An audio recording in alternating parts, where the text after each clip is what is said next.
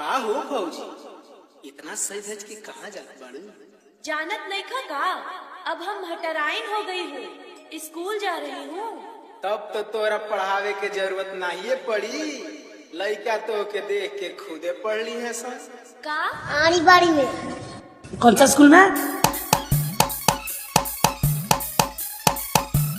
मलाई म्यूजिक, मलाई म्यूजिक, मलाई म्यूजिक, मलाई म्यूजिक।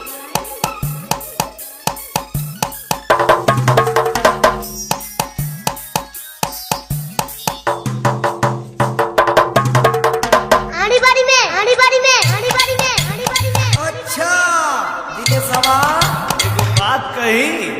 कहा ना, कहा ना, कहा ना, कहा ना, कहा ना, कहा ना।